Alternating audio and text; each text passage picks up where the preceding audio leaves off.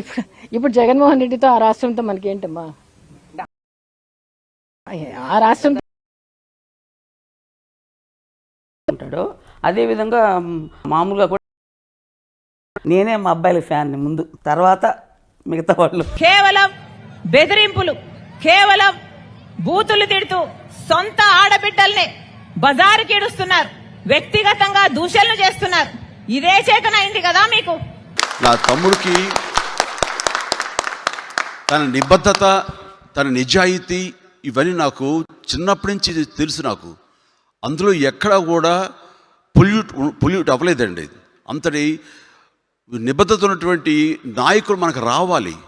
వాళ్ళు ఏ పక్షాన ఉంటారు, ఎటు ఉంటారు, ఎలా ఉంటారు అనేది భవిష్యత్తులో ప్రజలు నిర్ణయిస్తారు. బట్ అలాంటి వాడు రావాలనే నా ఆకాంక్ష. దానికి పోతాడు ఏమో ఏలే అవకాశం ప్రజలు తనకి ఇస్తారేమో నేను భావిస్తాను. అలాంటి రోజు రావాలని కూడా కోరుకుంటున్నాను. ఇప్పుడు షర్మిల వాళ్ళ నాన్నకు పుట్టలేదు అంటే ఎవరి గురించి మాట్లాడుతున్నారు? It is really bad. ఎవరి గురించి మాట్లాడుతున్నారు అండి? అది తెలిసి కూడా కొడుకు ఏం చేస్తున్నాడు? కొడుకే కాదు కదా, ఒక లీడర్ కూడా కదా. ఆయనకు ఒక రెస్పాన్సిబిలిటీ అంటూ ఉండదా? ఎలాంటి సహకారానికైనా నేను ముందుకుంటాను first, because it is my బాబాయ్. ప్రచారం కూడా చేస్తారా? ఏదైనా చేస్తాను, ఆయన అడిగితే ఏదైనా చేస్తాం. ఓకే. ఈరోజు రాజశేఖర్ రెడ్డి గారి కుటుంబం చీలింది అంటే అది చేతులారా చేసుకున్నది జగనన్న గారు. దీనికి సాక్ష్యం నా తల్లి విజయమ్మ, రాజశేఖర్ రెడ్డి గారి భార్య. ఇది ఇంతకు ముందర కూడా చెప్పానండి, మళ్ళీ చెప్తున్నా. ఒక కార్యకర్తగా ఎంతైతే సపోర్ట్ చేయాలో అంత చేస్తాను. మై ఓన్లీ థింగ్ ఇస్ మా కళ్యాణ్ పోటీ చేస్తున్నారు.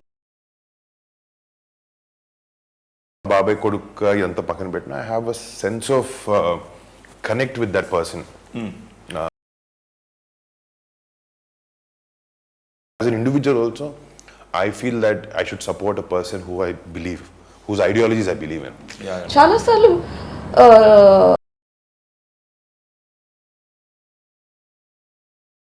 మన మధ్యనే ఉంటారు, but we don't realize it. This was one of those things we did not even realize that. ఏదో కెరీర్ అయిపోతూ కొంతమంది పాలిటిక్స్ లోకి వస్తారు, అది కాదు. ఇది కెరీర్ అయిపోయిన తర్వాత రాలా, నంబర్ 1 పొజిషన్లో ఉన్నప్పుడు వదిలేసుకుని వచ్చారు. అలాగే వారు పవన్ కళ్యాణ్ గారిని చాలా మంది చాలా మాటలు అంటుంటారు, టీవీ చూస్తూనే ఉంటాం. ఎవడెవడో ఎక్కి ఏదేదో మాట్లాడుతూ ఉంటారు, అమ్మ ఛానల్ ఉంది కదా అని. కర్మ.